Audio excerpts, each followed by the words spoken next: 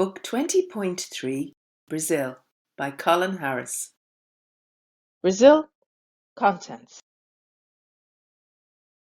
Chapter 1 Brazil. Professor Quickly was having a fantastic time. He had been to Africa, India, Tibet, Japan, and Madagascar, and lots of other places. He had collected all sorts of interesting but safe animals to bring back to Crack Puzzle House. He sent them all back to a zoo in Britain, where they would be properly looked after until he arrived home. But Professor Quickly was still very interested in bugs, and there was one more visit he wanted to make. This was to a place where he knew he would be able to study many fantastic bugs and insects. He was flying to the rainforests of Brazil. 2 days later, the professor was sailing up the Amazon River, which led deep into the Brazilian rainforest.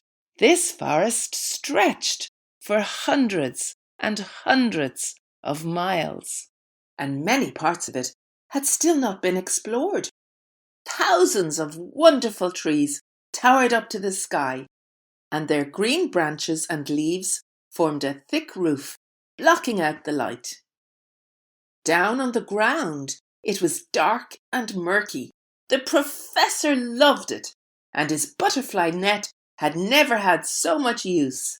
He spent all day with the net in his hand, gathering insects and bugs of every shape and colour.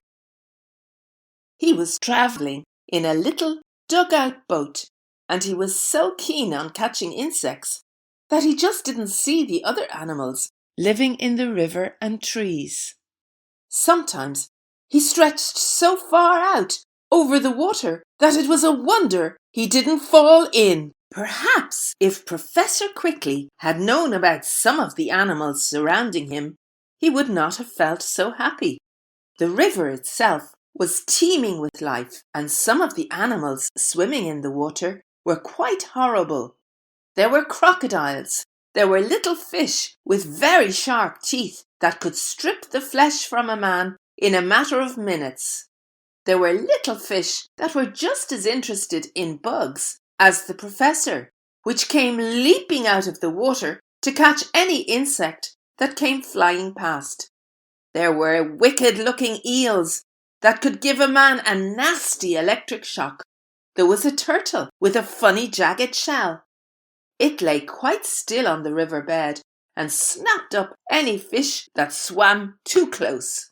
So it is very lucky that the professor did not fall into the water. And when the professor landed on the river banks, he was still so interested in catching his bugs that he did not see the other animals living in the forest. There were animals lurking everywhere. The rainforest is so full of hazards that it is often called the Green Hell. But it was the same here as everywhere else. The animals trusted the professor, and nothing bothered him or attacked him. Every night, when he set up his camp and lit a small fire outside his tent, the animals would gather round and watch him.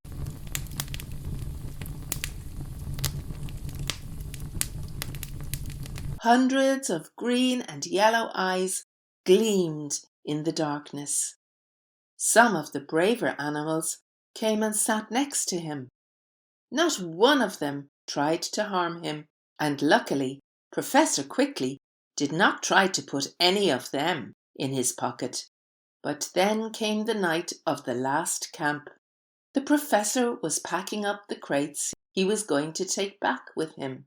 He had set free all the bugs he had collected, and the wooden crates were full of plants, seeds, and saplings. The professor was lashing the crates to a boat with thick ropes. The next day, a bigger boat was coming to pull it down the river. While he was doing this, a little family of animals crept up in the darkness and watched him intently. They kept completely still to make quite sure that the professor could not see them. Then, as soon as he went back to his tent and snuggled down into his sleeping bag for a good night's sleep, the little animals began to move. The next day, the professor began the long trip down the Amazon River. But he did not know that some little animals had hitched a lift with him. Chapter 2: The Litterbug Goes Travelling. On the day before Professor Quickly arrived home, the litterbug was sitting in the greenery just outside his cave, feeling fed up and bored stiff. He had loved teasing the professor, but the professor had been away for months and the house was empty and quiet. The litterbug hated quiet. He had nothing to do. It was no fun messing things up just for the sake of it. It was only fun if someone was upset at the end of it. And now there was no one to upset. Every 6 years or so, the litterbug got fed up like this. When that happened, he went off by himself. He travelled for miles and miles and visited different towns up and down Britain. Time to push off again, he muttered to himself. It's about time I had some proper fun. After travelling for 3 miles, the litterbug came to a crossroads. Pullham Town, Oxford. Pullham Town, chuckled the litterbug. He thought it was a very funny name. Hee hee! I'll pull them down in Pullham Town. And he set off again. As he came to the outskirts of Pullham, this is what he saw. Welcome to Pullham Town. First prize, best kept town. The litterbug found this even funnier. Hee hee! He chuckled. This is getting better and better. I'll make sure that they never win another prize again. He knew that the first thing he must do was to find a safe base. He needed to find somewhere to hide. He kept going, passing neat houses and gardens, well-kept parks and brightly painted shops. Before long, he arrived in the middle of the town. Now, the shops were much bigger. There were supermarkets, do-it-yourself shops, big bookshops, banks, snack bars, shops selling carpets and beds and wallpaper and sports goods and lots more. The litterbug knew it was no good looking for somewhere to hide in the main street. He knew that the backs of big shops are nowhere near as neat and clean as the front. He crept down a side street, and sure enough, he was right. The litterbug's eyes lit up. The street behind the shops was a mess. There were piles of boxes, bins, crammed so full of rubbish that their lids wouldn't fit on properly. Black sacks with rips and gashes in them, so the filth inside them came tumbling out, and bits of litter everywhere. A black cat prowled in and out of the rubbish, though it was difficult to tell if it was looking for scraps to eat or if it was hunting for rats. They all make life so easy for me, whispered the litterbug to himself. If they got rid of their rubbish every day, I wouldn't have so much stuff to fling around. The litterbug loved mess, but even he did not intend to spend the rest of the night in the rubbish he had just seen. He had to find somewhere else. He kept on going, and at last he came to the back of the do-it-yourself shop. There was a big rubbish skip parked at the back of this shop. The litterbug knew that do-it-yourself stores do not have to get rid of bits of rotting food. which attracts rats and other vermin. This was just the place he was looking for. He could hide here for the rest of the night, and then he could get on with the thing he did best, which was to turn this town into a shambles. Chapter 3. The very important committee. At 10 o'clock the next morning, the litterbug woke up, climbed out of the skip, and moved into the main street. No one saw him because he moved so fast. What the litterbug didn't know was that today was a very important day for the town. The day of the Best Kept Town contest, which was held once a year, had come round again. A committee of very important persons was just setting out to inspect the town. They were coming down the steps of the town hall. The committee would look at all the main parts of the town and give marks for neatness and cleanness. Last year, the town had got full marks. The committee did not look down the back streets. And Pullum had got first prize as the best kept town. Everyone hoped that they would win first prize again this year, but they were all in for a big disappointment. The litterbug didn't know about the very important committee, and it wouldn't have mattered if he did. All he wanted to do was to get on with the job. He planned to go to the bottom of the street and work his way upwards. He reached the bottom just 5 minutes before the very important committee reached the top. Chapter 4. Bug Attack. The litterbug started with the supermarket. It was full of shoppers, but that made things better. The litterbug loved to see shoppers jump and scatter when he got going. He went to the drinks department first. Crash, bash, clatter. Crash. Bottles of lemonade, tonic water, wine, rum, vodka, and brandy went flying. Before the last bottle hit the ground, the litterbug arrived at the tinned food department. Stacks of cans went crashing down. The same thing happened in the other departments. The shoppers couldn't understand it. Mums began to smack their children and tell them to keep their hands still. Now, look what you've done, they shouted. The confused children didn't know what to do, so they just sat down and wailed. The litterbug was back outside now. He dashed in and out of the shops as fast as the wind. The shoppers in the do-it-yourself shop had to duck and hide as showers of nails came down like rain. Tins of paint came flying past and splattered everyone in different colours. Brushes, wallpaper, bottles of turpentine, trowels, hammers, drills, and garden tools all hit the ground. A hose pipe flashed past like a thin green snake. In fact, one of the girls thought it was a snake and she fainted. The assistant in the sports shop couldn't understand it. All the neat racks of sports goods ended up in a tangled heap. 10 different sorts of ball went flying down the main street, tripping shoppers up and making even more mess. When the litterbug had finished with the shops, he started with the street. All the litter baskets went crashing over, their rubbish spilling onto the pavement.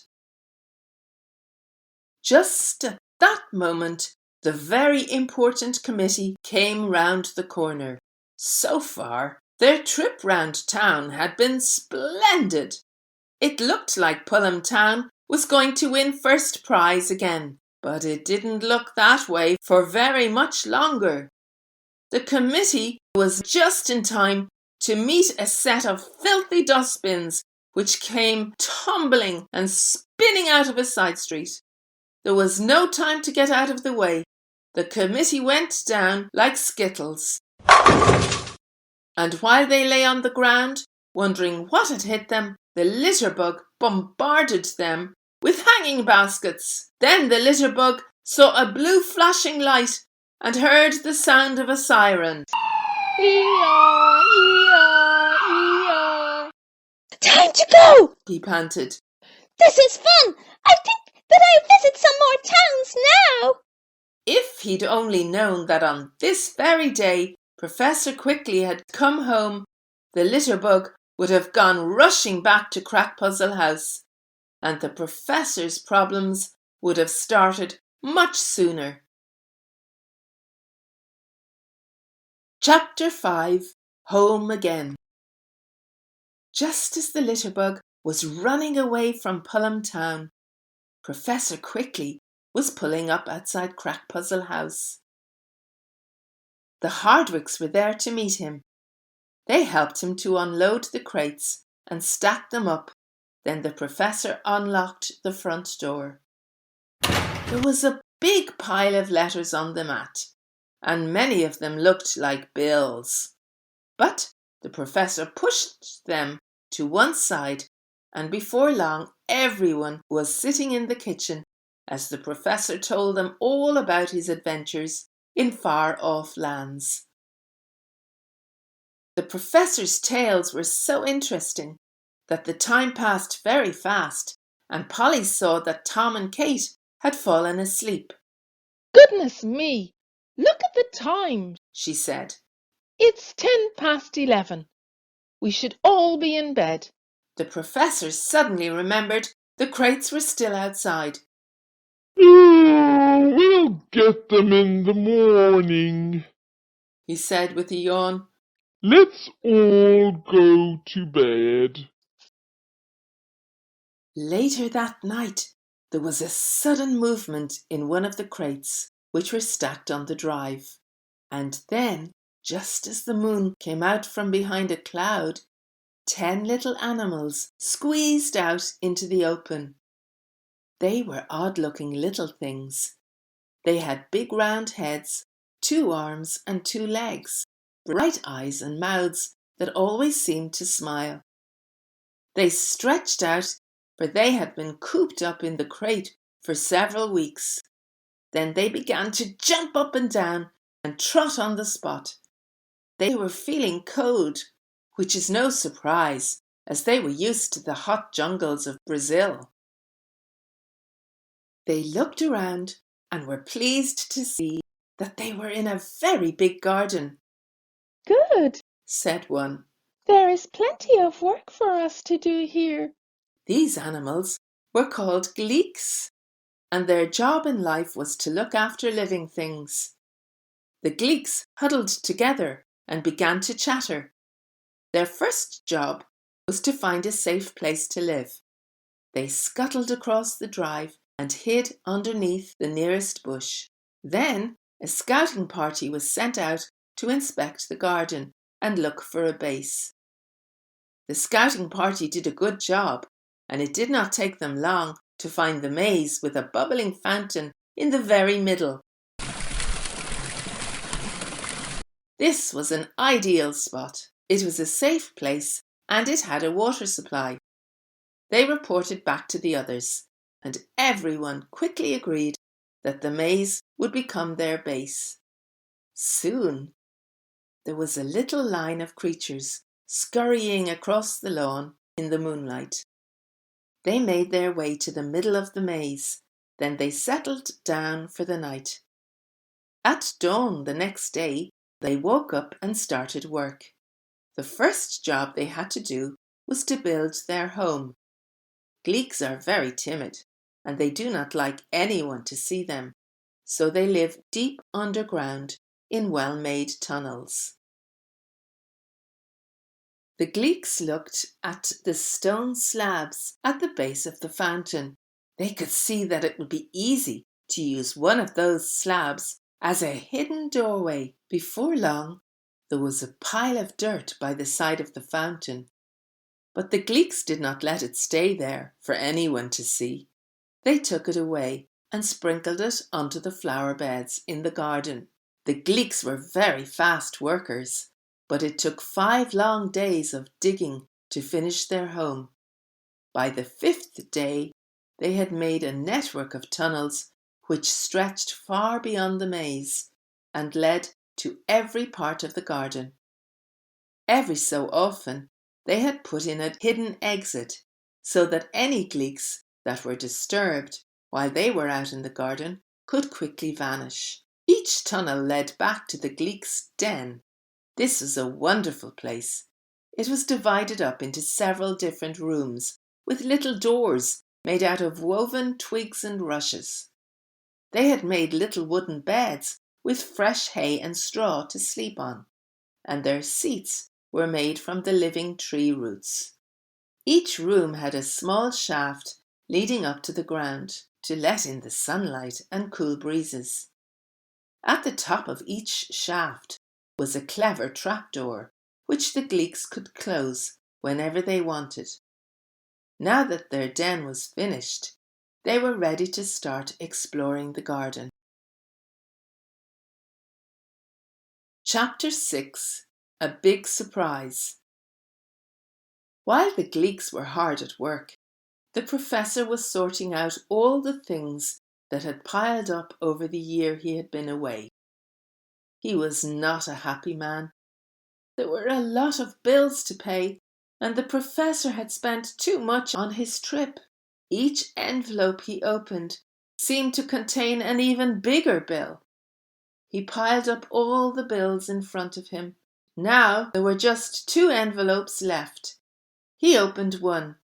It was another bill, this time from the zoo that was looking after all the animals he had sent back.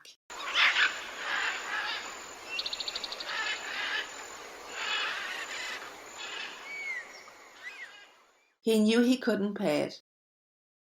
The professor sat and thought.